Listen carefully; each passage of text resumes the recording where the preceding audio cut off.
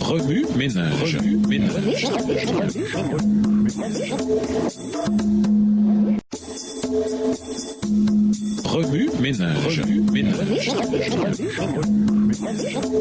Bienvenue dans votre émission Remue ménage. Nous voilà à la leçon de dimanche. Résoudre les conflits et en découvrir les racines. Conflits et résolution. Ma femme redoute les conflits. Dès que quelqu'un hausse le ton, elle quitte la pièce. Son sommeil peut être perturbé pendant des heures après une confrontation. Et moi, les désaccords, à vrai dire, ne me reposent pas. J'aime bien essayer de résoudre des conflits. Et vous, de quelle façon recherchez-vous l'unité? En faisant face aux conflits? En les évitant? Nous sommes sans doute d'accord avec David pour dire que l'unité est bonne et agréable. Psaume 133, le verset 1. Mais de quelle façon les chrétiens devraient-ils réaliser l'unité? Comment devrions-nous résoudre les conflits? Ce sont là deux questions que nous étudierons cette semaine. La façon dont on résout un conflit dépend beaucoup de la façon dont il surgit. Des centaines de situations peuvent mener au conflit. Nous nous limiterons ici à 4 exemples du Nouveau Testament qui nous révèlent des principes précieux pour résoudre nos conflits modernes. L'humilité. Lisons Luc 22, les versets 24 à 26. Luc 22, les versets 24 à 26. Les disciples eurent une vive discussion. Il s'agissait de savoir lequel d'entre eux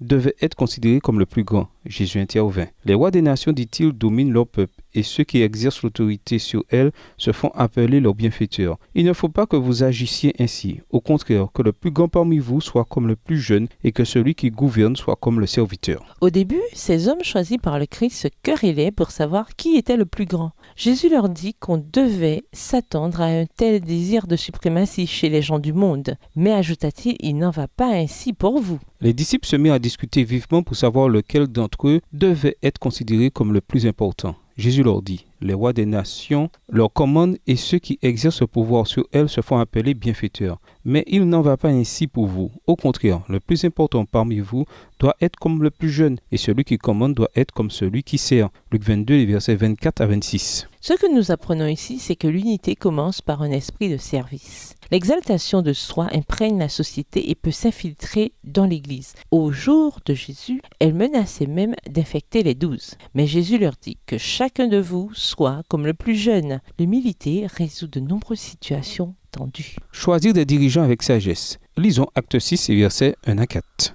Acte 6 et versets 1 à 4. À cette époque-là, comme le nombre des disciples ne cessait d'augmenter, des tensions surgirent entre les disciples juifs de culture grecque et ceux qui étaient nés en Palestine. Les premiers se plaignaient de ce que leurs veuves étaient défavorisées lors des distributions quotidiennes. Alors, les 12 apôtres réunirent l'ensemble des disciples et leur dirent « Il ne serait pas légitime que nous arrêtions de proclamer la parole de Dieu pour nous occuper des distributions. C'est pourquoi, frères, choisissez parmi vous 7 hommes réputés dignes de confiance, remplis du Saint-Esprit et de sagesse. Nous les chargerons de ce travail. Cela nous permettra de nous consacrer à la prière et au service de l'enseignement. » L'humilité ne résout pas tout. Dans la seconde histoire, l'utilisation de l'argent de l'Église était à la base du conflit. Certains estimaient que les affaires de l'Église n'étaient pas traitées avec équité, pensant que les Juifs favorisaient leurs propres veuves au détriment des veuves étrangères. Leur cœur se remplit d'amertume. En ce temps-là, alors que le nombre des disciples augmentait, les croyants de langue grecque se plaignirent de ceux qui parlaient l'hébreu. Ils disaient que les veuves de leur groupe étaient négligées au moment où, chaque jour, on distribuait la nourriture. Acte 6, le verset 1.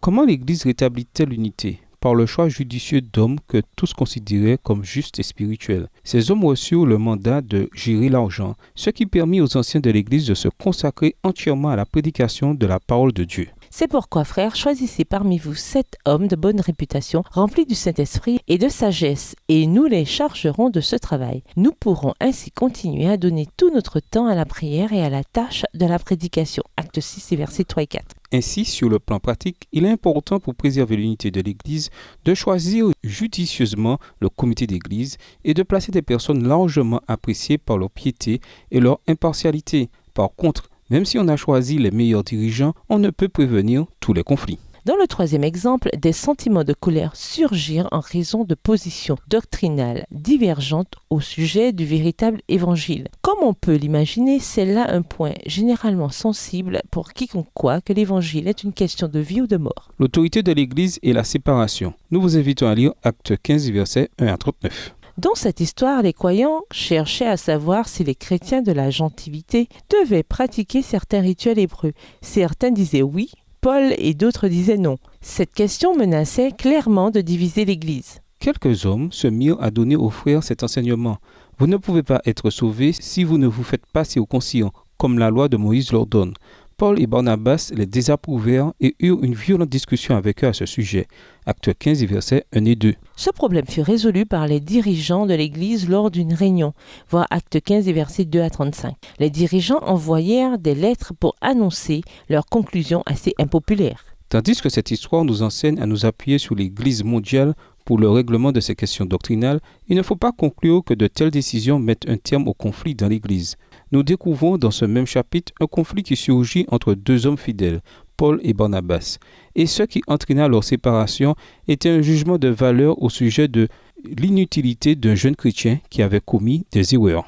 Ils eurent une si vive discussion qu'ils se séparèrent. Barnabas prit Marc avec lui et s'embarqua pour Chypre, Acte 15, verset 39. Ici, nous voyons que ceux qui se séparaient étaient d'accord d'être en désaccord. Ces hommes consacrés qui n'arrivaient pas à s'entendre au sujet de Jean-Marc firent la paix par le biais de leur séparation. Pour aider l'Église à accomplir sa mission, tous ne doivent pas forcément voir les choses de la même manière.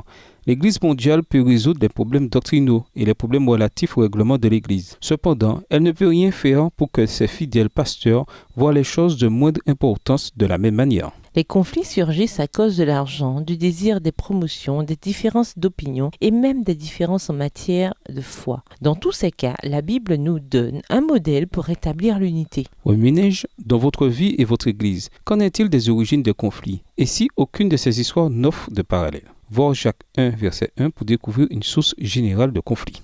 Si le conflit naît de nos désirs et de nos passions, peut-il y avoir résolution sans la victoire sur ces choses? Doit-on s'attendre à ce que les intempérants, par exemple, soient des sources de conflits locaux? Au revoir. Et à demain si Dieu veut. Remue ménage. Remue ménage.